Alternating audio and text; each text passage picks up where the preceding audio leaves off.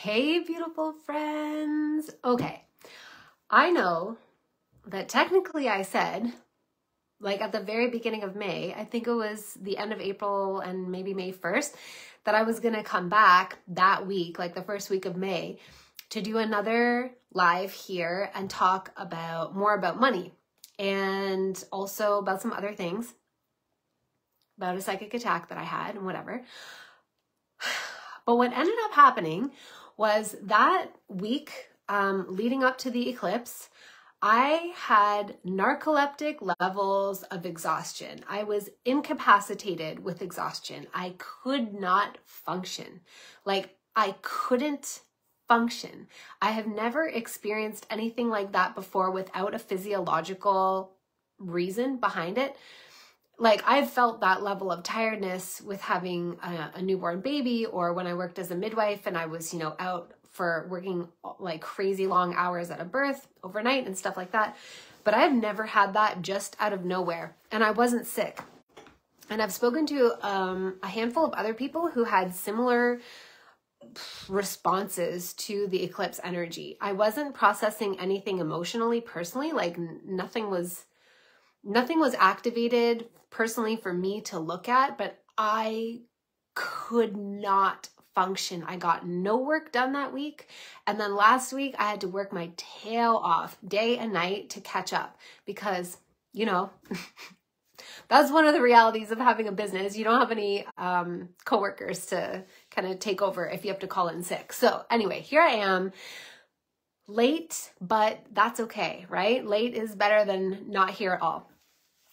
And I'm really excited to share with you more about money, like things that I just want to tell you to set your beautiful soul free from this false matrix fuckery that's happening here as it pertains to money. But also somebody asked me to talk about the Solar Rishi, which I would love to do, and to just tell you about this, like the weirdest psychic attack that I've ever had. And then I had a demonic dream the other night. These dark things are coming back into my field. I got a little respite from it, and I'm not going to lie, I'm not excited about it. Anyway, hi Jenna, hi Lex. Thank you for being here. Okay, so I'll start with my psychic attack because it was so weird.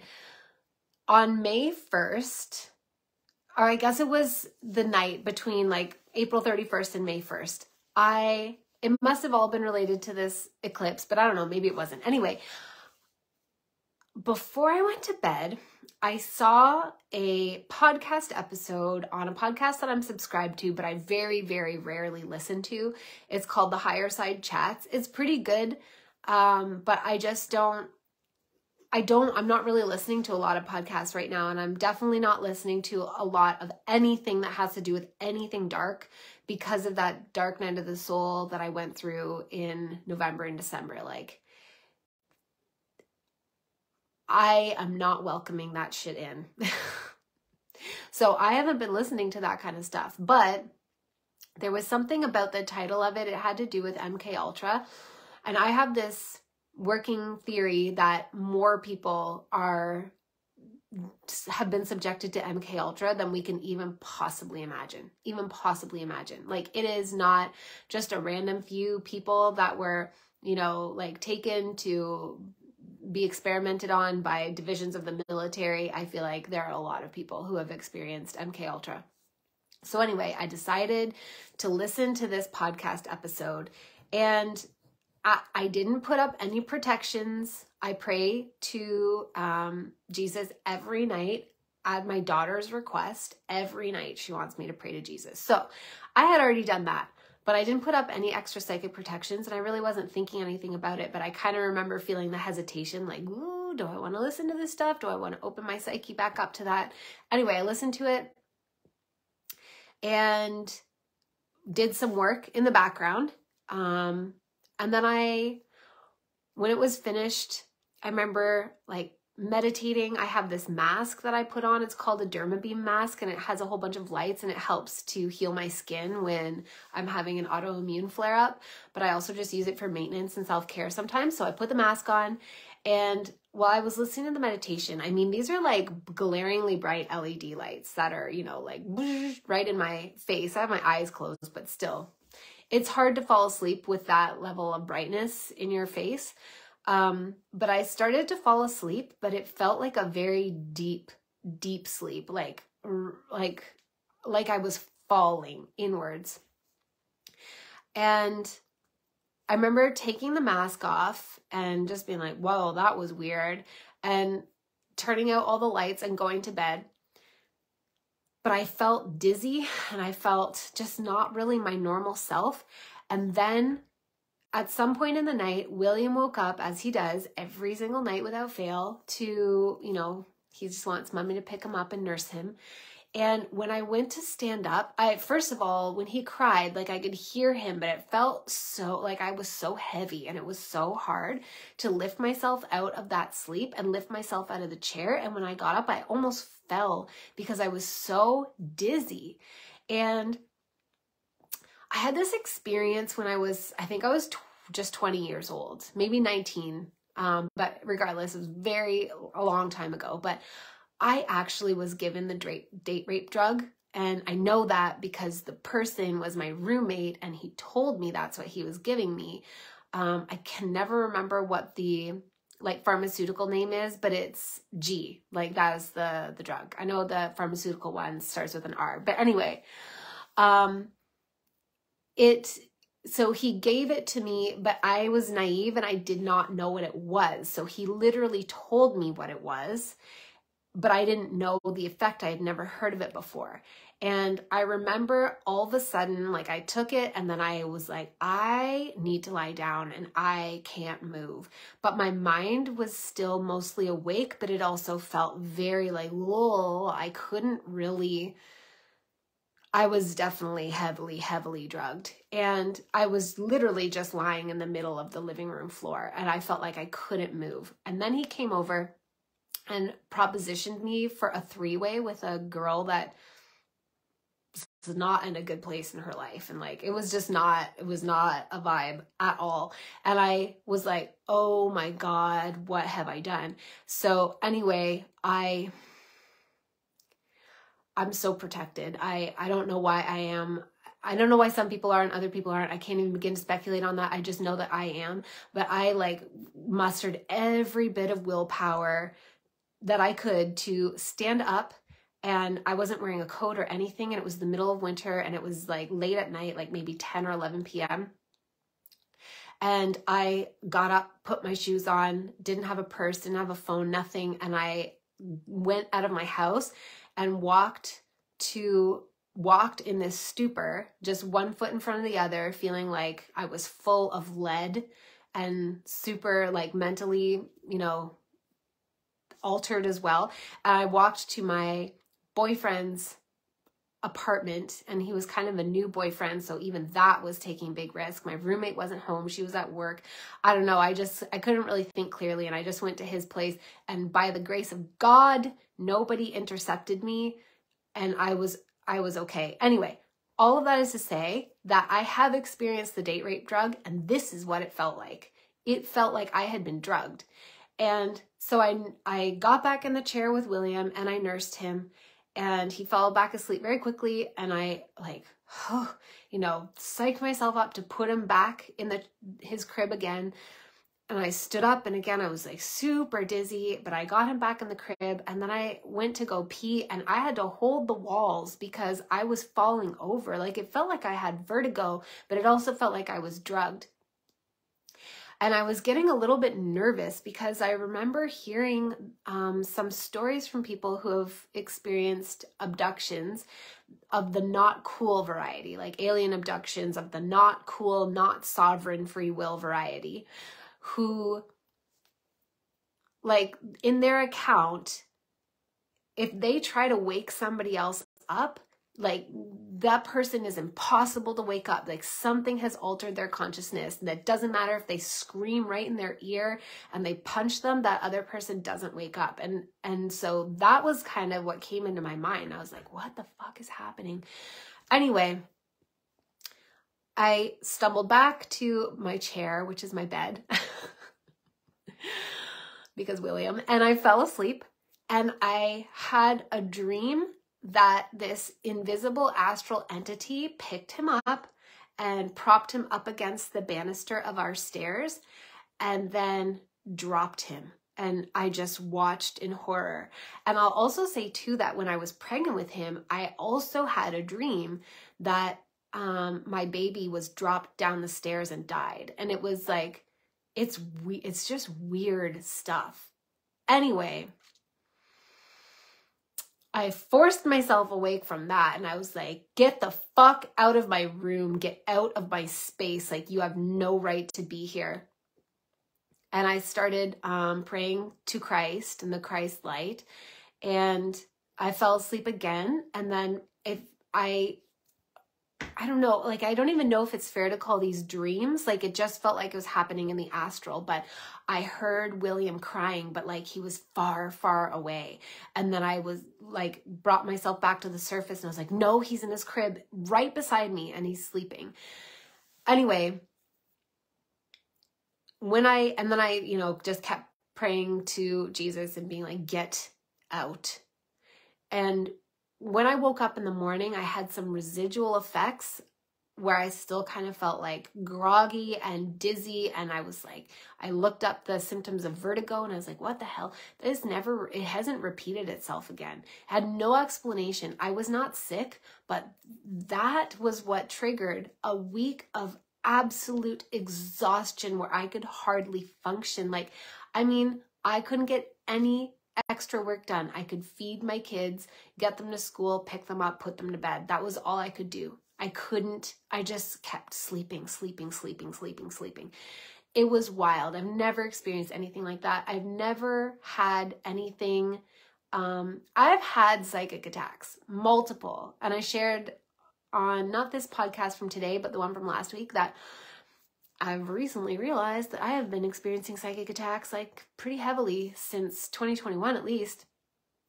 But they're astral psychic attacks. So more like the things I was dreaming about, like William being, you know, held over the banister and then dropped down the stairs, things like that. I remember dreaming that a portal opened up in the corner of my room and something came out to get my daughter. I remember seeing an astral entity come in my front door and float down the hall and hover above me, and it looked like the guy from Tales from the Crypt Keeper. Remember that cartoon, if you're my age? And those astral ones I've gotten really good at, where I'm just like, fuck you, get out.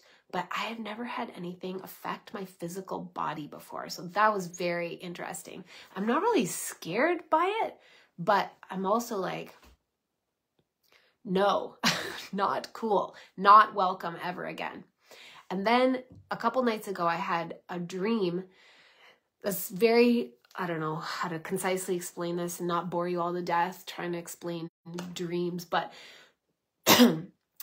ultimately I remember there was this figure, and it was a woman. It's a real woman that exists, but I don't know that it's actually talking about her or if she's just the symbol that overlaid what I was seeing in my dream.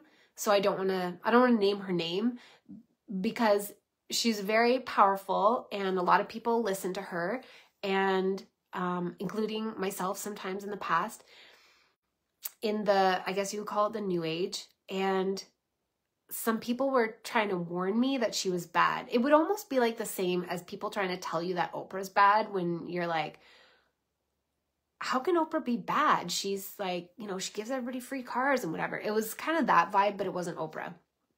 But it was somebody who was prominent and big. Anyway, and I had a few people trying to tell me that she was bad, and they were like, oh, she murdered the Guzmans and like whatever, dream stuff, you know? And I was kind of watching and feeling out for it and being like, I don't know, I kind of see what you're talking about, but I don't fully see it. And then all of a sudden, something changed in the dream. It shifted, and there were these 3 kids in front of me, and their faces morphed, and their mouths went weird, and their eyes went weird, and they turned into like some non-earth being, and started, I don't know, like something shifted and I felt myself turn into that too. And I was like, oh yeah, I'm one of these too. And then I looked over at this woman and all of a sudden I started saying to her something along the lines of, I bind you, you can no longer harvest off of these souls. You can no longer siphon off of these souls. I don't think that's what I was saying verbatim, but it was along those lines, vibe-wise. And she all of a sudden started to be like, and like, you know, like presenting as this crazy demon. And anyway, the four of us bound her, and it was, that night I wasn't like, I am being very, very, very, very particular and very careful about curating what information I take in terms of spiritual stuff and even just regular stuff. Like, obviously I don't watch the news. I don't participate in truth or news. None of it at this point right now is just it has too big of an effect on my field. But even like, I don't watch anything for entertainment right now. I'm just very, very, very selective. So nothing influenced that. It came out of nowhere. It was so weird. And then I had somebody today that I know is like, I know that they're super awake and they're just really cool, chill people. They started talking to me about this book or this movie, Nefarious, and the book, A Nefarious Plot that it's based on. And I could just feel like, as they were talking about it, I was like, oh my God, I think I have to go back into the darkness, and I don't want to. I don't want to. I want to stay in New Earth, where I have recently connected to. But anyway, that's my personal update. Lots of stuff going on over here. Let me know how you have been, if you have felt any like increasing dark, weird activity. Again, I don't really feel scared. I just feel a lot of dread. I'm just like, there's some parts of my job that I love, doing Akashic readings and being able to calibrate people to their higher timelines and pull through these codes that emancipate us and activate us, and like, you know, tuning into 5D Tara and bringing in that frequency, that I love. The part where I have to go into the dark spaces and interface with that, I do not love. But I also know that, at least for me, I know I'm here to do both things. Anyhow, so I wanted to talk a little bit more about money and just share with you some things. I had a couple people ask questions. I put it out there to ask questions, but only 2 people asked, but that's fine because you'll know I can ramble on 2 questions for a long time. But it's my big desire right now to contribute to setting us free from the hijackery that we have been functioning under. And honestly, I feel like we already have been set free. Something has shifted where the consciousness of money has been set free, and by proxy, we have been set free because we were in an enslavement relationship with money that was not created by money, by the way. Money has also been victimized in this dynamic, but it's like the chains have been broken. So it's like we were bound to money the same way as if you were like chained to somebody, like, you know, you're like fugitives or something, and you were like held together by metal, like iron ankle cuffs and a chain link or something. Like, the chain has been broken, so both of us are free. However, we have been so heavily programmed that we have to get up to speed, that we are free now and start operating from that level of consciousness and not sort of perpetuating our own enslavement, even though we have been set free, because that's what that's what our set point has been programmed to be. So Holly asked, she said, I'm just reading it off of my computer screen. She said, I've heard in the past You talk about if the money isn't for you, then something will come up when you receive it that the money will have to go. I'm sure it's shadow work involved, but what are some ways to step into that power of being deserving of that money? That is such a good question. And the money is always for you. It is always for you. Always.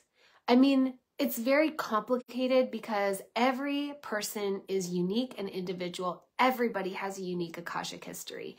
And there are reasons in this current life, as well as Akashic, sort of like past life reasons, that we would hold ourselves apart from money, potentially. And potentially there, for example, what I'm trying to get at is like, I've met somebody and done an Akashic reading on somebody who, the reason that she is not manifesting actual money, currency, is because she had a lot of it in the past and did not do good things with it. And so she is keeping herself apart from that until she is, I don't know, like, English sucks, God, it sucks, but until she has met her own criteria of demonstrating to herself from a soul level, like not from her human shit on myself level, but from a higher vantage point, until she has met her own criteria of demonstrating to herself that she can hold that much power and hold it with integrity. So there would be reasons that we hold ourselves apart from it. However, the money is always for us. It is always for us because we think money is this thing outside of us, and in a way it is, but it is a direct manifested expression of our power and our magic, our creativity, our life force energy. And those are all, they are us, they are ours. And nobody can take those things away from us, but they can convince us that we are not allowed to have them. Or they can convince us that we don't have them or whatever.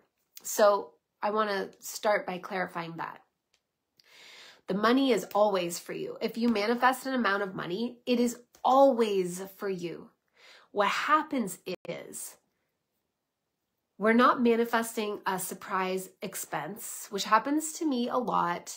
It happens to all of us. It's not a big deal. It's just something that happens as we figure out how to, as we figure out our own manifestation process. But if you receive a large amount of money and then you manifest either a bunch of expenses that basically clean that out or one big expense that cleans that out, it isn't because the money wasn't for you. It's because you don't feel safe holding that money. There's a part of you that is like, like, what do I even do with it? I'm sure you could think, like, your conscious mind can think of a bunch of things that you would do with that money when you don't have it. But in the moment when you have it, it's such a foreign feeling that you can't think clearly, and you just like push it out of your field. And the way that you push it out of your field is by calling in an expense that just takes it away for you. It's kind of counterintuitive because we think that we want more money, and we think that we would never do that to ourselves because we're like, if everything would be better if I had more money. But when you're so not used to having something, it's very confronting to suddenly have it, especially if we have a lot of money trauma from this life or from other lives. And it isn't even necessarily money trauma. It can be just the trauma of, like, say if you've been in like some kind of survival mode for the majority of your life, anything that takes you out of that survival mode and puts you into safety mode can feel very unsafe, in the sense that it's like you're always waiting for the other shoe to drop. Like, you're so not used to just being safe and just being well that there's a part of you that's always looking over your shoulder or waiting for the bad thing to jump out, you know, from around the corner and just like fuck your life up again. And there's a part of our psyche that's like, if we just stay in trauma and survival, then we never have to be fooled, or it's like we'll never let our guard down. Do you know what I mean? Like, because a lot of what we're trying to protect ourselves from is disappointment, which sounds silly because we're grown-ass adults and surely we can handle disappointment, but it's not the grown-ass adult within us that can't handle disappointment. It's the wounded inner child that holds a big sacral chakra trauma, where like that disappointment is being mediated through like the 2-year-old consciousness part of you, or the 6-year-old consciousness part of you, if that makes sense.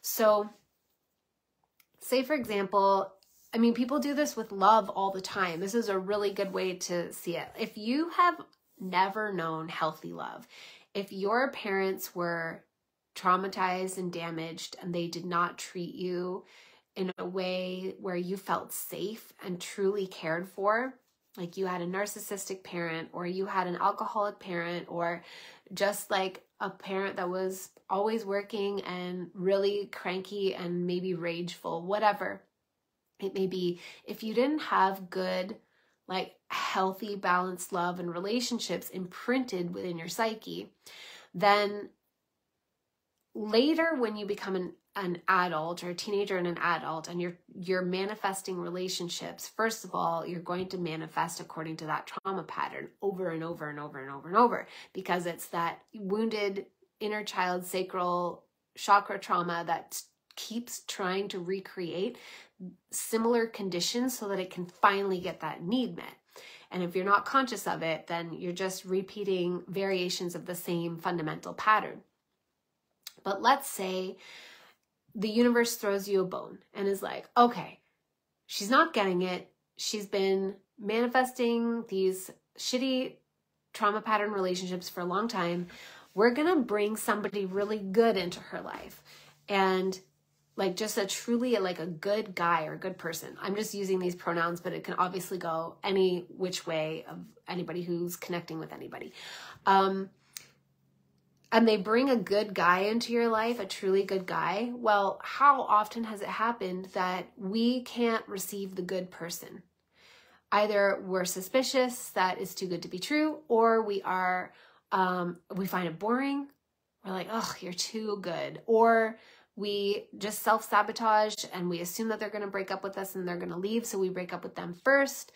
Or, you know, we end up cheating on them or whatever, because basically what it comes down to is that we don't feel safe in being safe. It's so unfamiliar that we're not safe. And so that's what happens with money. A lot of the time, we manifest in money, we manifest in an amount that could change things for us.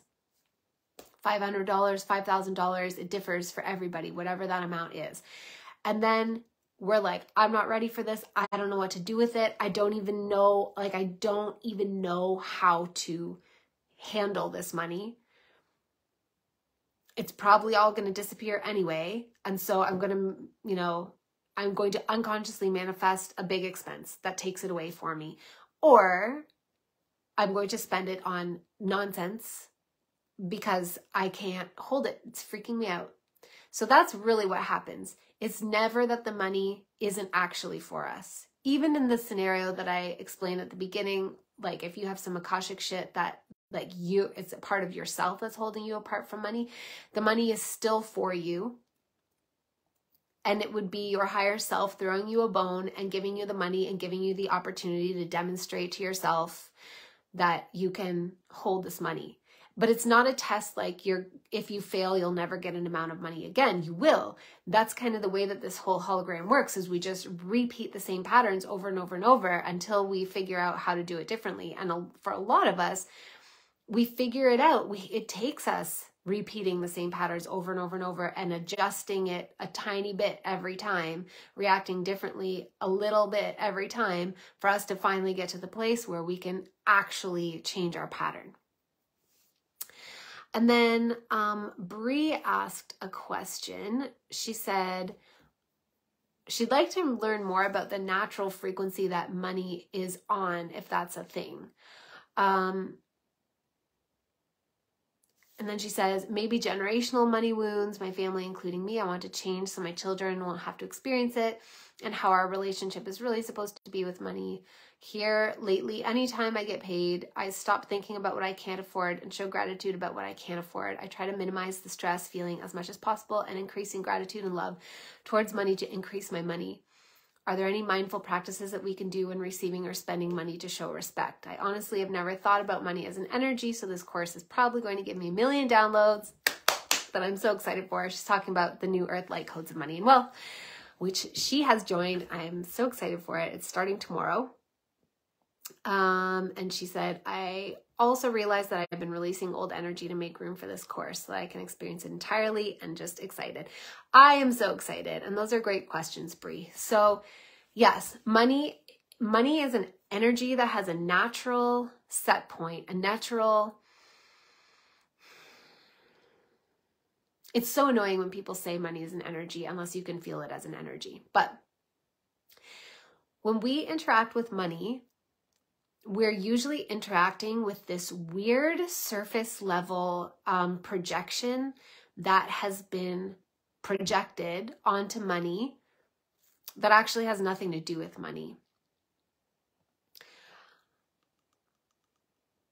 It has been projected by the false matrix overlords, but what they do is they seed it in our consciousness and then we project it onto money. So, for example, a lot of what we have been doing that keeps us trapped in this like false matrix money fuckery is we equate our worth and our success to money.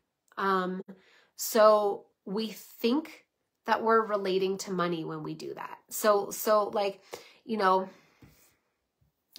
we think that we're relating to the amount of money that we have when we're feeling the feelings, the scrunchy feelings around money. Or if you're somebody that like kind of has a good relationship with money, but you want to up level it, you can be somebody that is really good at budgeting and you're not numerically challenged like I am. And you can like do your bookkeeping and whatever and balance your checkbook and feel good about money. But you can think it's about money and it's not. Those numbers are 100% arbitrary, especially in these days. Money is mostly digital. It really is not the physical thing, the physical token that we think it is. That is a total illusion, a total illusion. What we're dealing with when we think we're relating to money is actually our own perceptions of our self-worth in this case and our success. But it can be anything. Like money is the energy of, on the good side of things, it's the energy of freedom. It's the energy of nourishment and sustenance. It's the energy of permission. It's the energy of power, your magic, your creativity. It's the energy of co-creation and the energy of like our interrelational connections with each other. That's like, those are some examples of what the actual real pure true energy of money is. On the negative side, the hijacked side, when we think we're relating to money, what we're actually relating to is perceptions of being enslaved, perceptions of being a failure, perceptions of not having the freedom to do what we want and go where we want, create what we want, experience what we want. And when I say perception, I don't mean to imply that that's not the actual lived experience that anyone is having. It is the lived experience that we've been having collectively for a fucking long time, which is why these light codes of money are coming through, money and wealth, because we can't do this anymore. Like, it's time for us to up level this and move on from it. We have to move past it. It is the lived experience people have been having, but it doesn't have an actual basis in the organic truth of the organic real matrix, the real hologram, this beautiful realm that we exist in. It is a lived experience that is based on a lie that was planted as a seed in our psyche. So the lies being chiefly that, success has to look a certain way. Like, what even fucking is success? What is success? What is it? It's obviously not an objective thing that one can objectively define. Meaning that there's no one definition of success that applies to everyone. At its most basic, it's the feeling and the experience of having accomplished something that one set out to accomplish, right? But what is that thing that one set out to accomplish? What determines whether something is successful or not? The lie in this scenario is that failure is even a thing that happens. It doesn't happen. Failure is not a thing. It is data. It's feedback. You tried something and you got data that the way that you went about it did not take you to the outcome that you wanted to experience. That's all. That's all. It doesn't mean anything about us. It's just valuable information. Sometimes it tells us that, oh, we don't actually want to do this thing anymore. Like, we're like, all right, I got this data. I failed. Do I want to try again? No, not really. I don't think I care that much. Or actually, this clarified for me that there's something else that I want more, which in and of itself is a success. First of all, to get to the clarity that you don't want to try the thing again is a success. It's not the success you thought it was going to be, but it doesn't matter. It's still a success. The clarity of realizing that you actually want to do something else with your power and your energy and your life force, that's a huge success. What a huge gift. Most of us just want more clarity.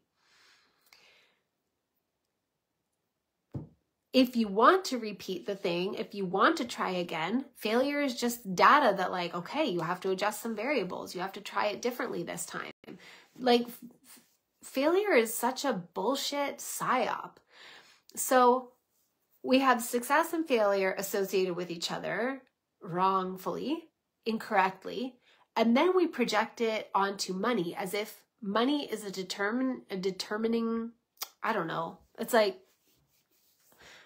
money has anything to do with our level of success or not, or our worthiness or our value.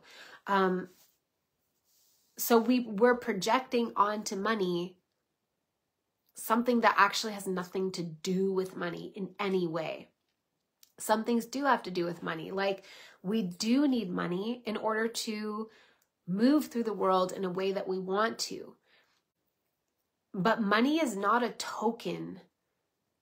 Oh God, they've just fucked with our heads so much. It's so wild to be aware of it. I don't know. Tell me if what I'm saying is making sense. I can see it so clearly, and I never know if I'm doing a good enough job explaining it, but we are the ones who are manifesting all of this, okay? All of it. We are the quantum computers, the organic quantum computers. We are not artificial intelligence. We are organic intelligence. There's a very important distinction, and we need to honor that. But our consciousness and our sensorial processing faculties are like the most brilliant advanced quantum computer that renders this whole hologram, this whole reality. So we even render the tokens of money. So the lie is that money can be represented by physical tokens. It can't. It's an energy. It has nothing to do with coins. We can clearly see that because most of us know somebody who has a collection of old currencies that don't, like from their travels, whatever, to Europe back when, in France, they used the francs, right? Like before the euro came into effect or whatever. Currencies that are no longer they don't have any value because they never had value. Those physical tokens never had any value. The numbers are arbitrary and made up, and they are reflections of what we can get our belief behind. So you see, when we're always being programmed with this unworthiness, unworthiness, unworthiness, you should be ashamed of yourself. You're not a success because you don't have this kind of job and you're not earning this kind of money. You don't have life insurance. You don't have health insurance. You can't pay for your children's new pair of shoes, like whatever, all the different ways that it plays out for each of us. It's like having a lying fucking monkey sitting on your back and speaking lies into your ear all the time, and you don't realize, so you believe the lies are true, and then you manifest numbers that reflect that. But the irony is that you are still manifesting. You are always manifesting it. You are always manifesting it. Hi, Jenny. Oh, Jenna, I'm so glad that you needed this. I'm so happy. Hopefully this is making sense. Thank you all for being here, those of you who are watching. And thank you for watching the replay if you watch the replay. I know I did not announce this because sometimes I just need to be spontaneous. So the energy of money is like, what do you want to be experiencing? And for me, for a long time, I couldn't make it about the number. And I still actually, this is something I'll go into in depth in one of the modules of the New Earth Lightcodes of Money. But an interesting thing that I've observed about myself is that I can't, if I try to aim my arrow, if I make like the amount of money my target that I'm aiming at, I won't hit it. But if I make my target like my service and what I want to contribute to the world and the feeling that I want to have within myself, I'll hit the target every time. It's so weird. It's like and some other people are different. They can just like focus on the number and manifest the number. For me, it doesn't work that way. But it's been kind of a gift because then I can see that it's not the number. It's not the number. The numbers are arbitrary manifestations of what we believe. I also never understood before because I would hear people talk about money being an infinite resource, and I was like, how can it be? It like fiat currencies can't, I know they would like to say it's infinite, but what happens is what we're experiencing right now, like out of control inflation, because if there is no gold or anything to back the amount of money to set the standard of the value of any like, what's the word I'm looking for? Like, I don't know, like fractional currency or like quanta of currency. Like, do you know what I mean? Like, remember back when pennies were a thing?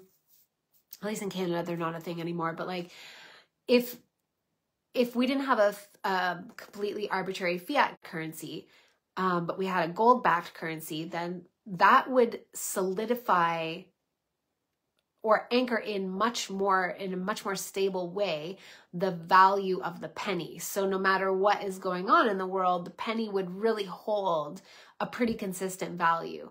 Whereas with a fiat currency, it just wavers all over the place at the whims of a bajillion different variables.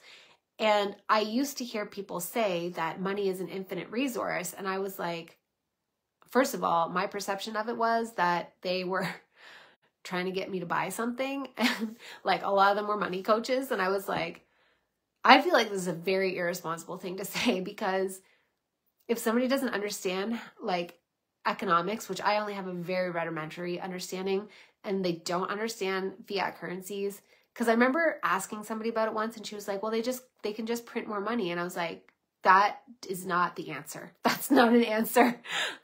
So I do think they were kind of being irresponsible, honestly. But what I have come to understand is I was attaching money to the current form of currency, the fiat currencies. Like, so, you know, the way that I think this is how it works.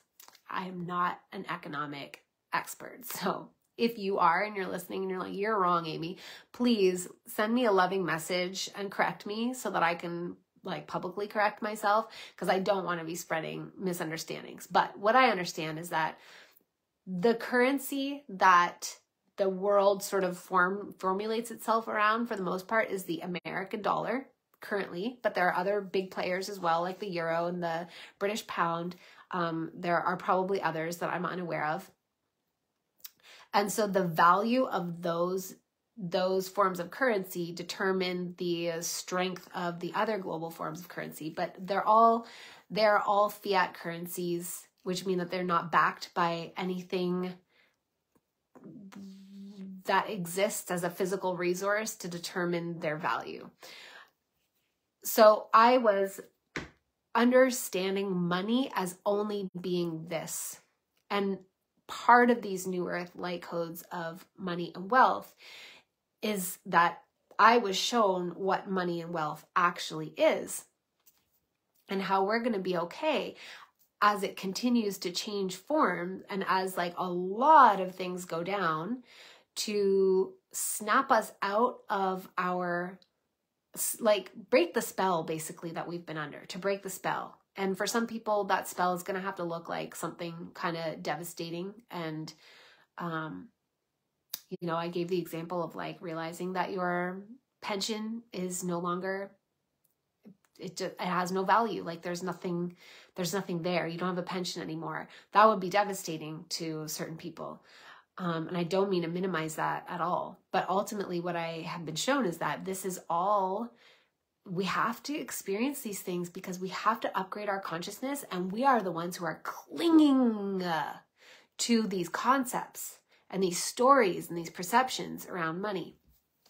But money is an infinite resource. Wealth is an infinite resource because it isn't those man-made currencies. We can use man-made currencies, and that's not a problem. It's not a problem to do that. Also, the idea that money is the root of all evil is a lie. It's such a lie. Who does that benefit? It's very clear who it benefits. It does not benefit us. It does not benefit those of us who have good hearts and don't want to be part of the problem, and we want to contribute positively to, you know, the direction of things for humanity. Because then if we hear this and we deeply carry this perception that money is the root of all evil, well, what do? We reject money because we don't want to be part of the problem. We don't want to be part of evil. And sorry, I'm getting notifications that are distracting me. I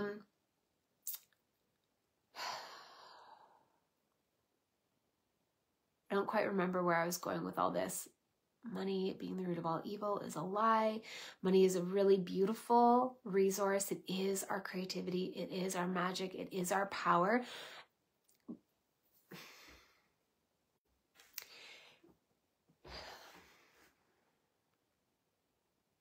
I mean, like, this is all stuff that I have all planned out for the New Earth Light Codes of Money and Wealth. And I'm like, how much do I go into it right now?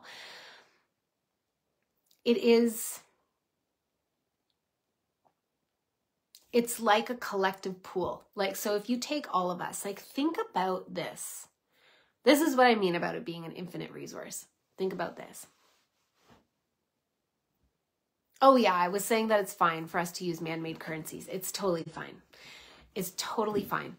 But it isn't actually the man-made currencies. Think about this. Think about the full potential of a human being.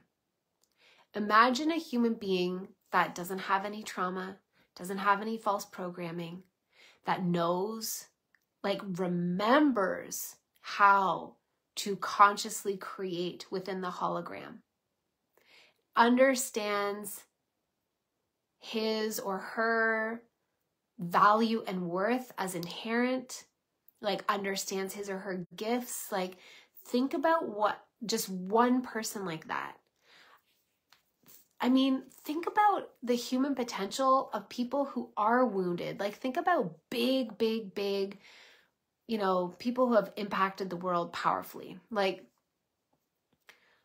let's take, I don't I hate using celebrities now because I've become aware that a lot of them are hijacked, but still, just for the ease of explaining things, let's take somebody like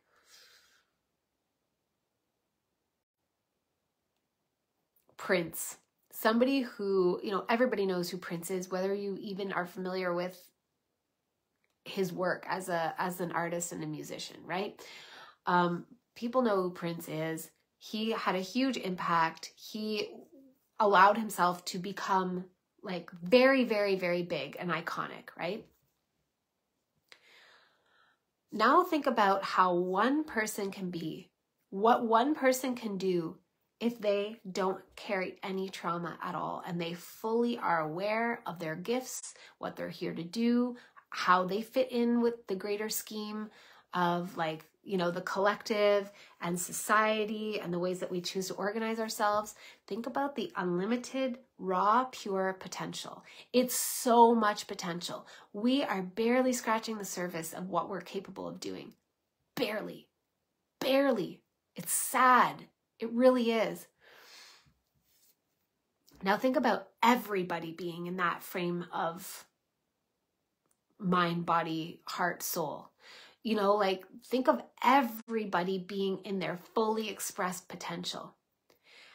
And then think about all of us sharing that and exchanging it together, like almost like adding it to a pool. Like, this is the idea behind taxes, but taxes, I personally don't agree with them. I just paid a very substantial amount in taxes.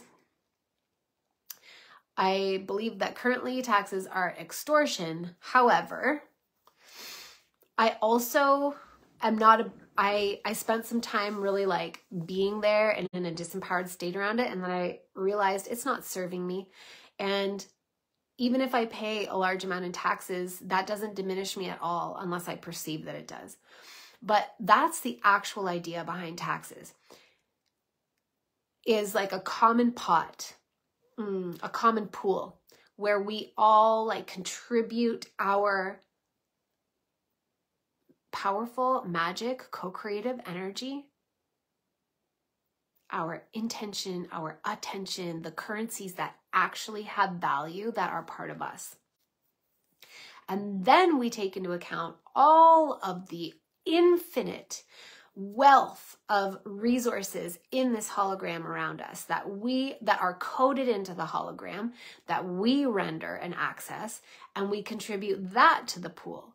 And then we circulate it within and amongst ourselves so that we can individually and collectively create magnificently. That's what the actual energy of money is, which I will be talking about in much greater depth and detail. There are other nuances too in the New Earth Lightcodes of money, but that is like, just think about that. Just think about that. It's not the man-made currencies. And even if there are man-made currencies projected on top of money, money still has a unique consciousness. It is an ally. And when we can learn how to tap into it and like relate to it, then those currency forms that are projected onto it can shapeshift a bajillion times, and it doesn't matter because we are connected to the true essence of it, if that makes sense. So then Bria also asks about generational money wounds. That shit is real. It is so real. Lineage, ancestral, like obviously I think most of us are aware, but if you're not, that's okay. This is the perfect time to become aware, but like we inherit our money beliefs from our parents who inherited it from their parents who inherited it from their parents. And then of course like life experience and whatever. And you know, there are cycles in nature, and there are cycles within the false matrix, the false matrix monetary system, so that some years are abundant years and some years are lean years. And if combine that, the cycles of some years being abundant, some years being lean, combine that with also a very deliberately programmed perception of like, don't deal with your trauma. Don't ever deal with your trauma. Just compartmentalize and keep going. Always keep going. Then you take these traumas that remain active and unmetabolized, and they're around the subject of money, and then they get passed on all day, every day to our children, to others that we interact with, and they just get handed on down the line, and then they morph and compound through that process. So we are doing a lot of work to clean up a lot of shit right now. And it's obviously not just about money. Like, generational wounds around everything is a legitimate thing. And all of us who are alive right now are doing some really, those of us who are doing the work at whatever capacity we're doing it, we're doing a huge act of service. We really are. Because this mess has to get cleaned up and we have to untangle a lot of it. That being said, this is the perfect time. This is the perfect time. All of the energies are here to support us. So in terms of like dealing with and cleaning up generational money wounds, it's just like being willing to see, like, I would say you don't even have to necessarily know where it comes from. At least not everything. Some things are really helpful and you'll be guided to that realization. Like, say, for example, when I shared on my podcast about how my mom yelled at me that one time when I was 8 and I spent $60 on whatever I wanted, just stuff that to her seemed like total nonsense, and to me it made total sense. That was a wound, and I needed to see that wound so that I could be like, oh, that has affected me for my whole life. Interesting. There are some wounds that we don't really even have to see. It's not important for us to know where it came from. And again, like, I very much believe that you will be guided to see the ones that you need to see, and the ones that you feel like you really have to scratch your head about and like you're constantly searching and you're not finding it. Just be open to the possibility that you don't even actually need to see it in order to clear it. What you need to see is your current relationship with money and your current money patterns. And you just need to see it in a way that is not judgmental of yourself, but more just like curious and open, where you're like, why do I do that? And like, what feelings are associated with it? What stories do I have built up around this that support me, making these choices, spending my money in this way or not spending my money in this way, or, whatever it may be. And just being willing to get really dialed into your own relationship with money and then adjusting those dials. Just, as much or as little. To me, it feels like, I remember watching, have you guys ever seen Sense8? I'm sure a bunch of you have. I really enjoyed it, actually. I watched it last year for the first time. But in one of the first episodes, there's this scene where the one guy, Wolfgang, is like a burglar, basically. And he's like cracking a high security, high tech safe.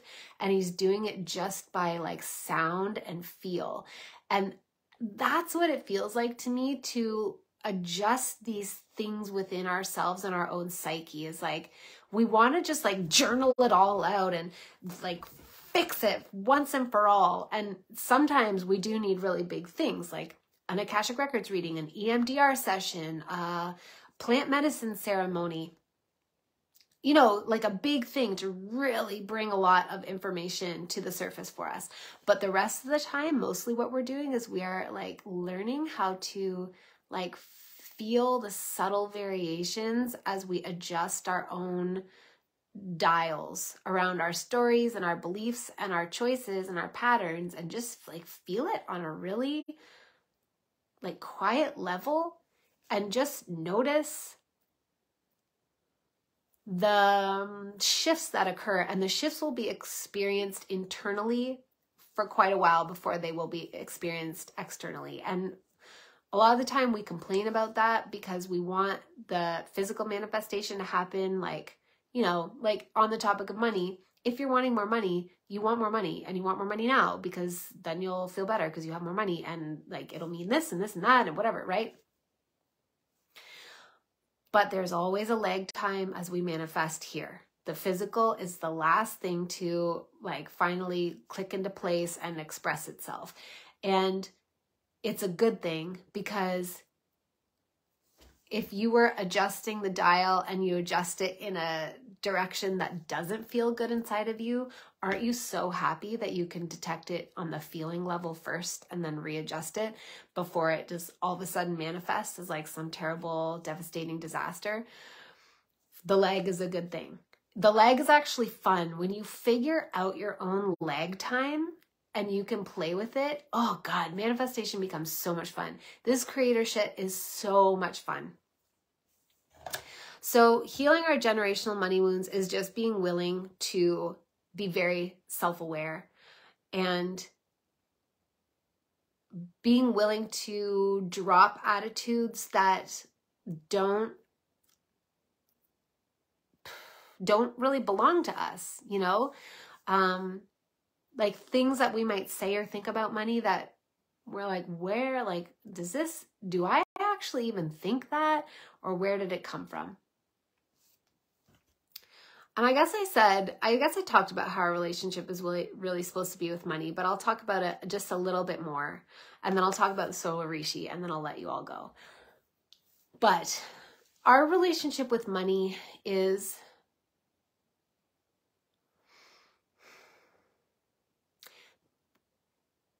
oh man, we have projected so much anger onto money, and none of this is money's fault. None of it is money's fault.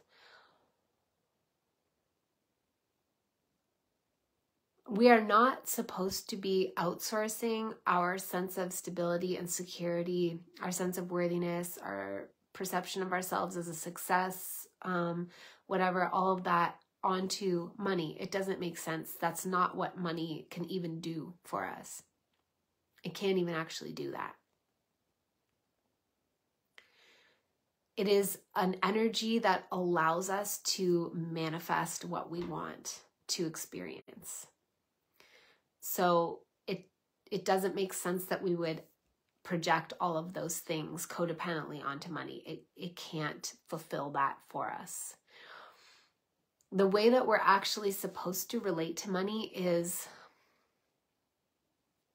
well, like you said, Brie, from a space of deep gratitude, and like, it's like an ally, like it's like a friendship. I don't know, friendship isn't really the right word, but it's like a deep relationship of like, oh, you're here as an ally for me and with me, and yet you are your own separate consciousness too. I don't own you. And so we're in this together, and we're working together to create beautiful things. And a deep sense of trust that sometimes when things are taken away from us, it's because there's something we need to see in the absence of it. So like in the case of money, when we lose our job or something like that, and so we don't have money coming in through that source anymore, it's not that money is never going to come in again. It's that there's something that we couldn't see when we had money coming in, a necessary truth that would upgrade our situation that we couldn't see. That space is being created now for us to see. And the sooner we can sort of like surrender into that and see what is there for us to see. So it's basically like almost like, okay, have you ever been in a relationship where the person is taking you for granted and is not treating you very well? Obviously I have, you can tell, I'm sure, by the spice with which I deliver this analogy. And you're kind of like, all right, I'm just going to break up with you, or I'm going to not hang out with you. I'm just going to say like, we're going on a break or whatever. And I'm going to give you some space until you figure your shit out, because like, stop projecting your crap onto me. Stop projecting your expectations onto me. Get it together, and, you know, we'll talk when you figured it out. That's what's happening, is like, there's something that we are misunderstanding that's not serving us.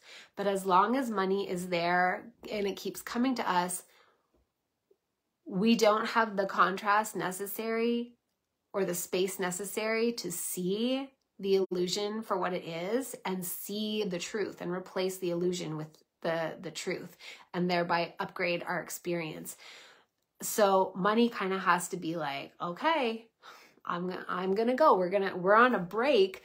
But it's not like it, but money isn't a human. Okay. So money doesn't have that like spiciness that I have right now when I'm telling this story. Money is not like, it doesn't have an ego that's feelings are hurt. And it's not a test like you could fail and I'll never come back, or this is an ultimatum. It's more like this energy is temporarily removed, and almost like we're being sat in the corner so we can think about things at a deeper level. And when we get it, then we can have the thing back, because now we get it and we can relate to it in a different way. But because we have all this combated generational trauma, and we have all of this like programming around our lack of worth, and, you know, whatever the things that we've been told, bad things about ourselves that we project onto money that has nothing to do with money at all whatsoever. And because we have been actively encouraged to not look at our trauma, we can't understand what's happening when it happens. And so we think something terrible is happening, and we spend all of our time in a state of panic, manifesting more scarcity because we're in a state of panic. And then eventually something changes in one direction or the other, but there are no guarantees which direction it's going to change in. And we never really process the upgrade, because we don't realize that that is the opportunity that's being made available to us. That it's okay when something is temporarily absent. It doesn't mean that something is going wrong. This is a lesson that nobody taught me this one. I just had to figure this out through trial and error on my own. And it's been very interesting. And the whole money journey has been so interesting. It's actually a lot of fun. It might not feel like it at the beginning when you're like, everything sucks and I can never pay my bills. But I'll explain the New Earth Light Codes of Money, the way, and wealth, the way that it actually is a lot of fun to do this work, and not just like taking a shitty job and saying it's fun, but it's like, it's so liberating. It's so liberating. And the more you do it, the more you realize that like this whole enslavement system has always been bullshit. And we have always been the ones that have been manifesting our own like prison bars and our own shackles. And now more than ever, like those constructs are breaking apart, which leads me into the Solar Rishi. Melinda, you said, I often think of how people lived before money was a necessity. I wish we could be there instead. Well, yes. But that's the thing. I guess that's what I mean. Thank you for saying that. That's what I mean, is that money is not the man-made currency that we project onto it. The message I got through the Akashic Records about money and wealth that sort of catalyzed this whole thing is that money is not going anywhere. It's not going anywhere. And I remember saying that in Survival, Slavery, Spirituality, and Money back in February, that I just didn't think that we could get to a trade economy anytime soon. And that was just my thoughts at the time, because I was like, we're just too, like, there are a lot of interim steps that have to happen in between. But it's almost like, because I went down that train of thought, I opened myself up to start receiving things through the Akashic Records about it. And what I was shown is like, no, you're always going to need money. You're always going to need money, but money doesn't have to take the form of a man-made currency, but it also kind of will, because we are the ones that determine what money is, like what things we exchange amongst ourselves to honor each other and keep everybody nourished and well, you know? So we're always going to need a medium of exchange. It's like a lubricant. It's an energetic lubricant that we use to, oh man, like to, so that we're not grinding all the time, you know? Like it's not this like, grind. It's this like, whew, it's slippery. Like I can come into interaction with you. You can give me the thing that I, you know, would benefit from receiving from you. I can give you the thing that you would benefit from receiving from me. However, which direction it goes, but we don't have to trade goods and services because that is still very grindy. Because what if somebody has a goat and you don't need a goat, but you need something that they have, or you have something they need but they only have a goat to give you. Do you know what I mean? Like that is very grindy. Money is like, whoosh, like, okay, I've got this thing that you can use on any fucking thing that you want, anything that you want. And you also have that thing that you can use on anything that you want. And we're just going to make the trade based on that. That's what money is. We determine what form that takes. And we have always needed to exchange with each other, and we will always need to exchange with each other. And that will never, never, never change because we are all like cells within one larger collective organism. There's no way for us to do this without money. And I don't know. I mean, I still think that I think our history that we've received, a lot of it is a lie. But I think that there were times probably when people exchanged very differently, but there was still money. Money is just the word to describe the necessity of exchanging something of equal value with each other. So the Solar Rishi, this is a perfect way to wrap this up. The Solar Rishi is... I'll preface this by saying this isn't based on any research that I've done. If anybody else who's talked about the Solar Rishi, this is just the information that has come through to me. I perceive that the sun is us and we are the sun, meaning that we have been given an idea that this world is a globe. Some of us have received the idea that it's a flat plane. I don't care either way. I'm not trying to get into that, but let's just go with the globe because that's mostly what most of us have heard about. That it's a globe and there is this sun out in space and it's just our local star, and there are, you know, we have satellites like the moon, and there are other planets and, you know, asteroid belts and whatever. I don't know if any of that is true or not. But what I do understand, and this is kind of like high level stuff, but what I do understand is that I don't think it is, I don't think it's a globe, and I don't think it's a flat plane. I think it is like similar to a video game. That's why I keep using the word hologram. I like it slightly better than simulation or a video game because I don't want to imply that we're in like a false construct. I mean, we could be, but I don't think we are. That's not what comes through to me. But it's like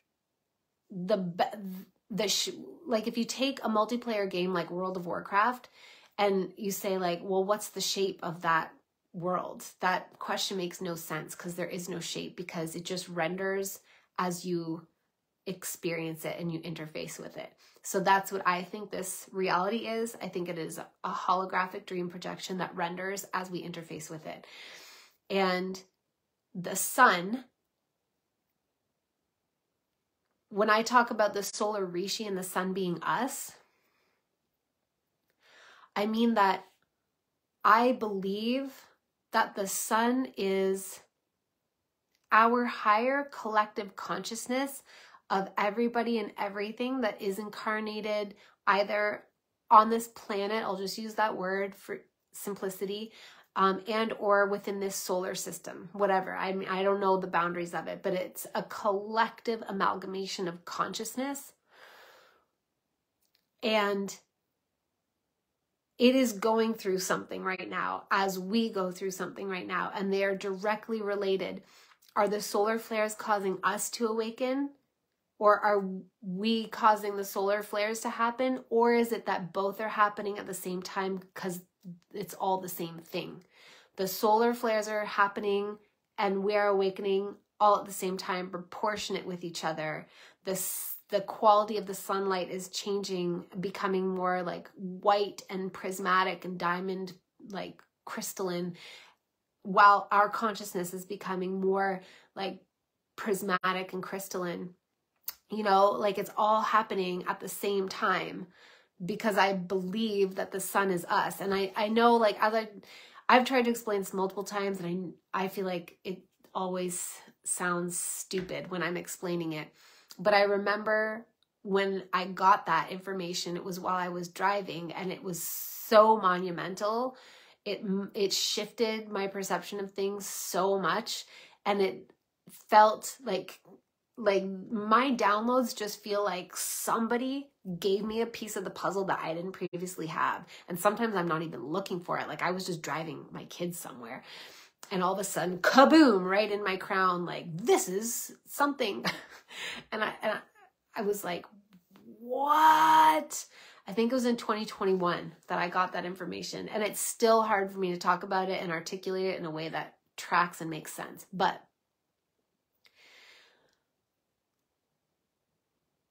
the Solar Rishi to me is part of the, okay, let me see. Let me just tune in for a second.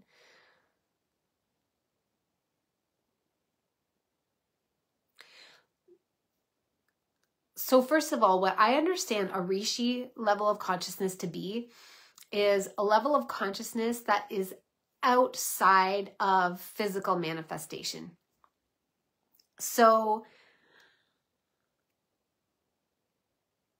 I'd say that it's like, to me, the Solar Rishi is the interface. Basically, I think it's the Christ consciousness. I think it's the Christ consciousness. I do.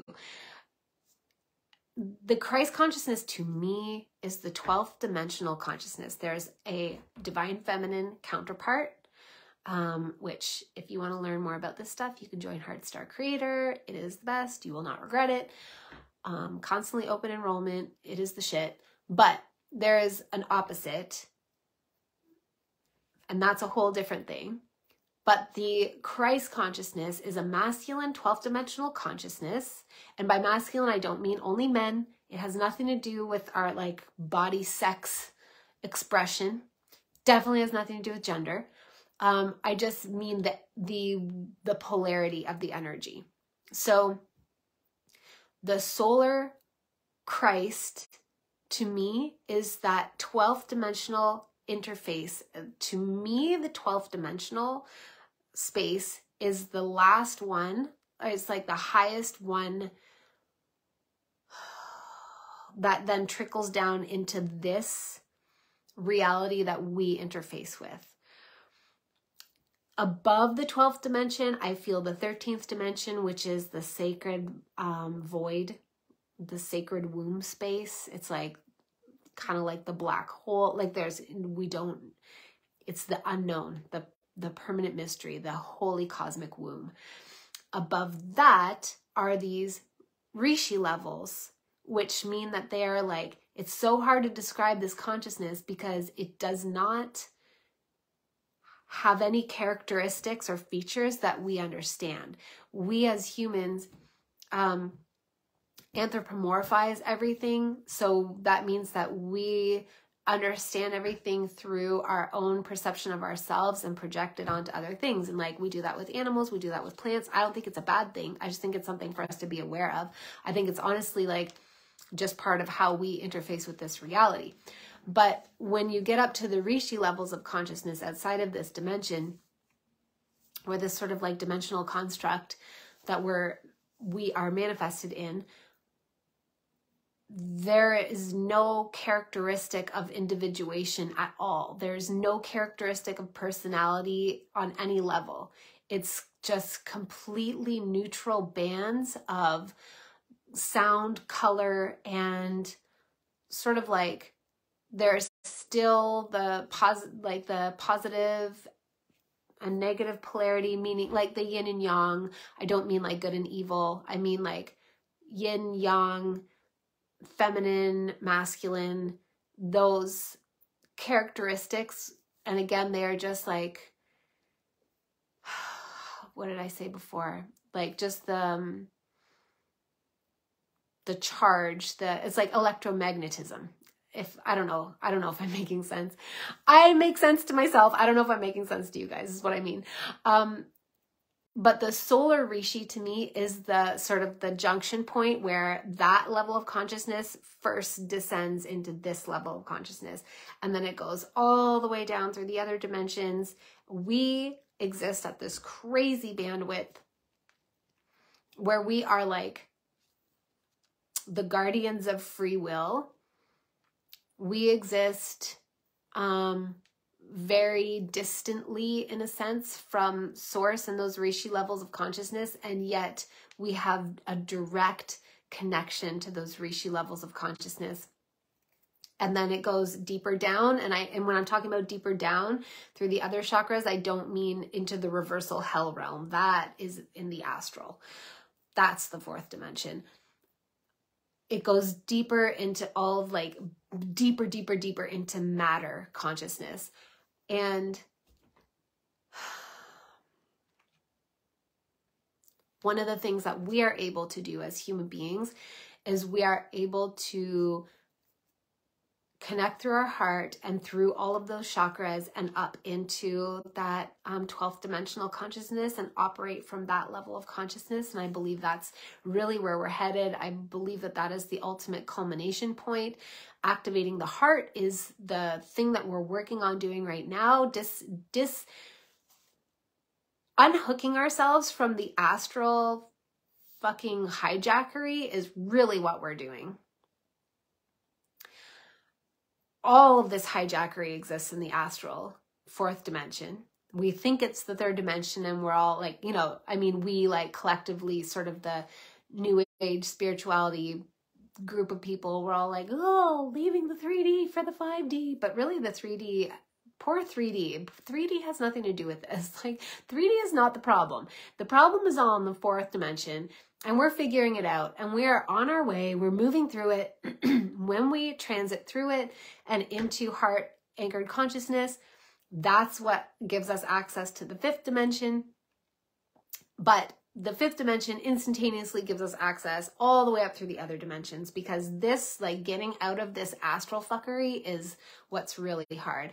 And the astral also, I'll say the fourth dimension isn't the problem either. And the astral is the fourth dimension. So that's not the problem. It's all of I'll just, for ease of explaining, I'll call it demonic consciousness that influences us from the astral. That's where all the lies exist. That's where all of these damaging stories play out.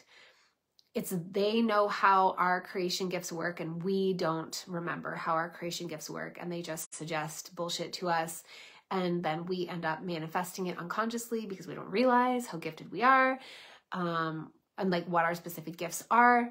And we are learning how to see it with open eyes and how to disentangle ourselves from the spider web of lies that has been created for us to keep us imprisoned, basically.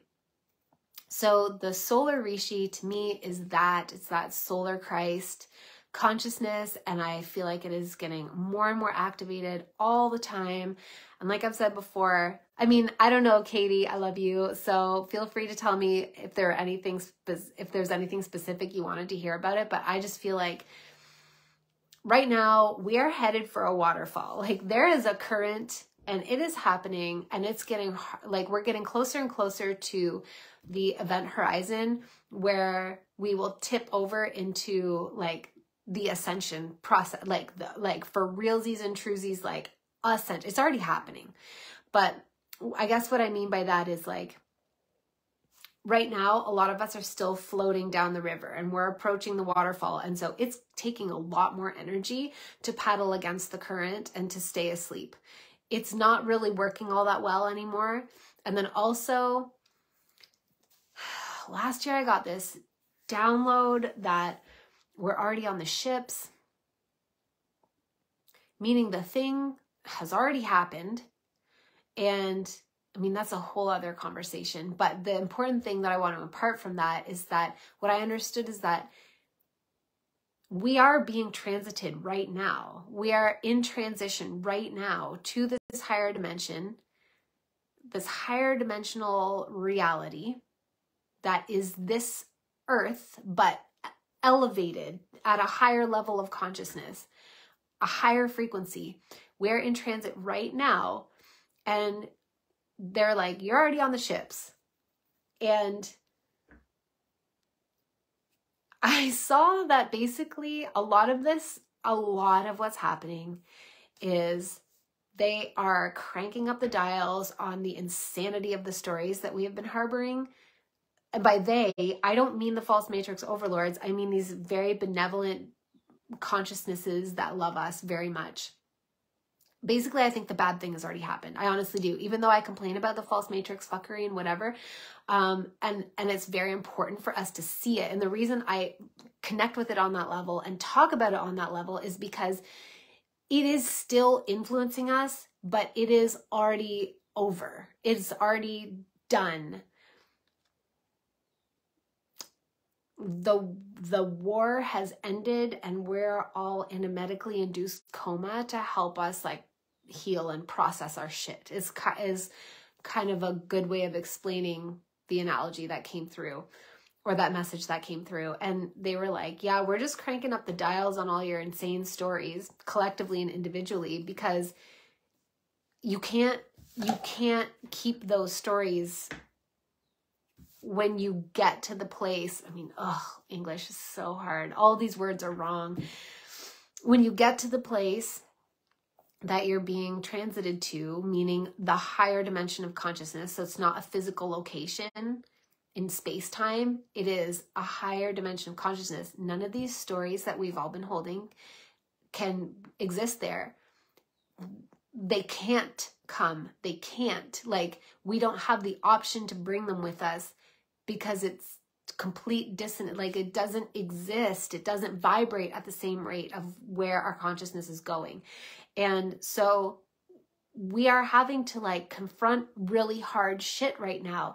And it's hard proportionate to what illusions you need to dispel and resolve within yourself and replace with like universal capital T truth. So a lot of the things that are happening, I believe, is because this Christ consciousness is already activated, and it is being like dripped into us in like at a rate that we can handle, and yet at a rate that also pushes us. And so it feels to me like we're all on this river. The current is moving. Like none of us is not going over this waterfall. It is happening, and it's going to be a beautiful thing. And I'm very excited about it. Mostly because I had that experience of anchoring into New Earth, and I was like, oh, it's real, and it's so beautiful. Anyway, which I will talk more about in the New Earth Lightcodes of Money and Wealth. So to that end, we're starting tomorrow. I am so thrilled. I am also so thrilled how many of you have signed up, because I just like, God, I want to give you this information so much, and I want to give it to you in a structured way, and I want to set as many of us free as possible. And I'm so just like stoked that you have chosen to prioritize this, that you have made the powerful decision that like, this is information you want to have, and you are self-selecting to receive it. So thank you. Thank you so much for joining. If you haven't joined yet and you want to get in on the goodness, then do it, because we're starting tomorrow. You don't have to attend live. I get it. Half the time when I sign up for things, I know I'm not going to be able to attend live. I'm going to have to listen in pieces here and there around the realities of my schedule and my life. So don't let that be a thing that you use to talk yourself out of this, because it's not real. You get lifetime access, so you can re-listen as many times as you want. And the thing that I'll say about this too is that I'm very good at bringing through information, and I know I'm very good at activating people and like giving people consciousness keys that like unlock new realizations for themselves. And I love that about myself. This course is going to be different because I'm definitely going to do that. That's just my natural setting. I can't not do it. But I have factored in an entire module where we are actually going to, like, I'm going to take you through the process of manifesting this together. Not like the step-by-step instructions, but we're going to do it, because that is how your reality shifts. If you don't figure out how to manifest and create, it doesn't matter. You'll be inspired all day long by the things that you listen to, but shit isn't going to change. You have to figure out the manifestation process.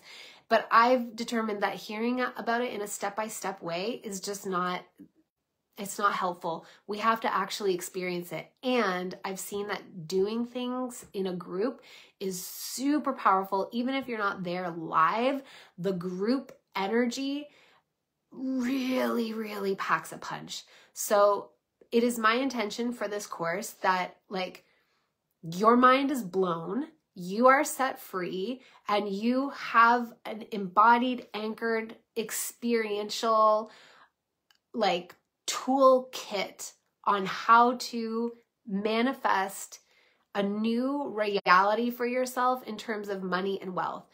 Because this is where we're headed. Money and wealth is for all of us. This is the new paradigm within which we are operating. This whole old game is over. It's done. Money has been set free, and so have we, and we just need to get up to speed, figure out the new rules, and start fucking playing. So please join me if you feel so called. I love you so much. Yeah, and I think that's all I have to say today. Thank you for being with me on this live, and let me know if you caught the replay. Mwah. Bye, everyone.